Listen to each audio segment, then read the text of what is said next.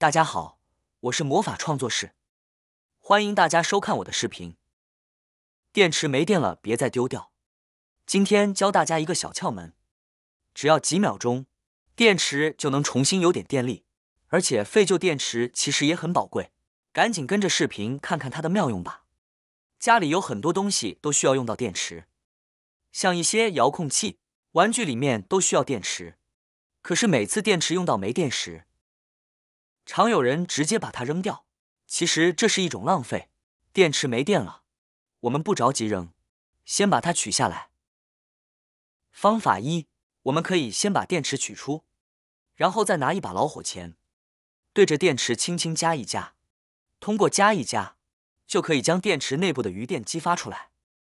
不过在夹的时候不要用力过大，以免把电池夹破，导致里面的液体流出，造成污染。把电池冲过之后再重新安装回去，就能发现这块电池又可以继续使用了。不过这个电池已经快用完了，记得要及时购买新电池进行更换，避免给日常生活带来不便。如果身边没有老虎钳，我们也可以用剪刀的尾部，或是拿2根筷子在电池中间轻轻夹一下，效果也是一样的。不过千万不要用牙齿去咬，很多朋友为了方便直接用牙齿去咬电池，但这样很不安全，因为电池内部含有大量化学物质，而我们的牙齿比较尖锐，在咬的过程中很容易会把电池给咬破，导致里面的化学物质泄漏，对健康造成不良影响。方法2，把2节电池按照十字形叠放在一起，叠放时要注意，因为表面非常光滑，容易滑落。接着用手指轻轻按压每一面，按压几秒钟，然后把上下2节电池的位置互换，继续按压，同样持续几秒钟。等到这时把电池放回遥控器，你就会发现一个神奇的效果，现在的遥控器就可以正常使用了。其实原理非常简单，对废旧的电池进行按压等处理，可以把其中尚未完全耗尽的电量完全释放出来。再由于遥控器的耗电量非常小，因此就可以继续使用。这样一来，遥控器就不需要单独买电池了，就能持续利用那些还没有耗尽的电量，是不是非常棒呢？也非常省钱。方法3，准备一个不能用来喝水的杯子，把没电的电池取出来。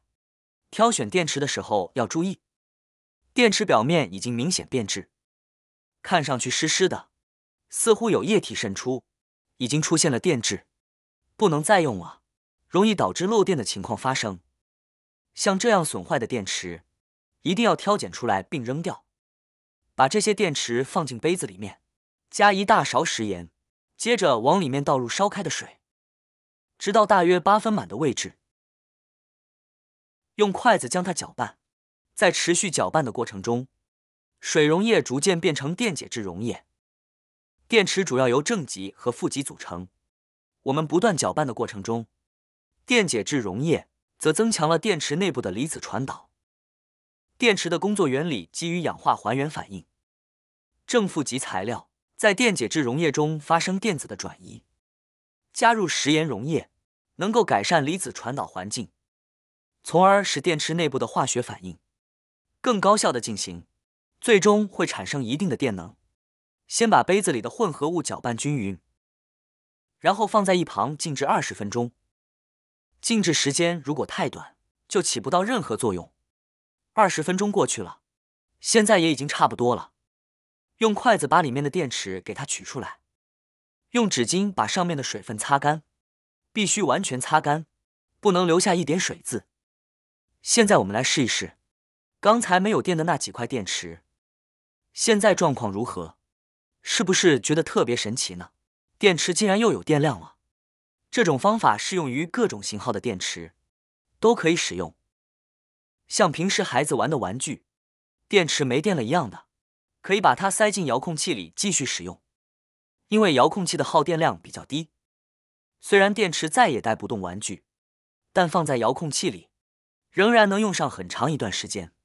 那等它的电池再次没电了，我们也不必急着扔掉，其实，我们把遥控器里的电池留起来，还可以将它留起来重复的利用的。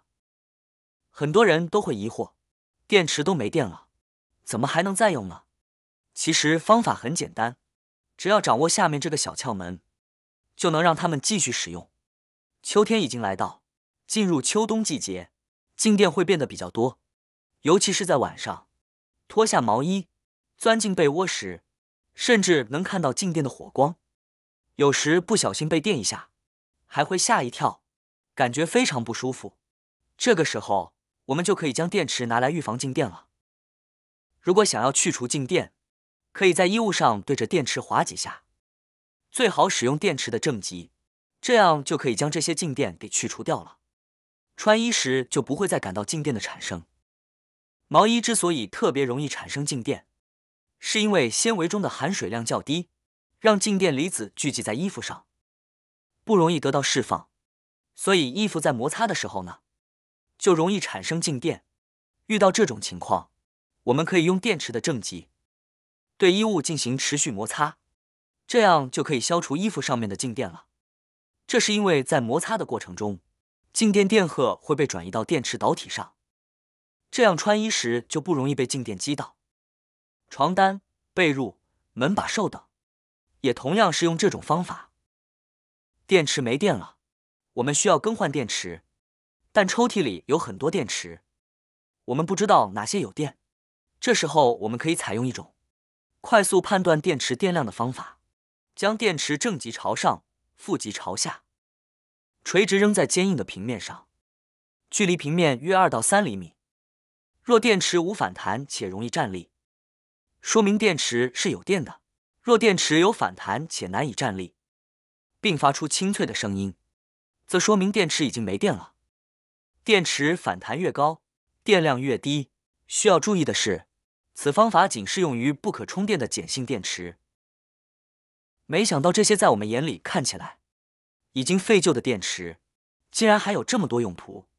回想以前随手扔掉的电池，确实太可惜了。它们不仅造成了巨大的浪费，还让我们花了不少冤枉钱。想到这点，心里就疼了。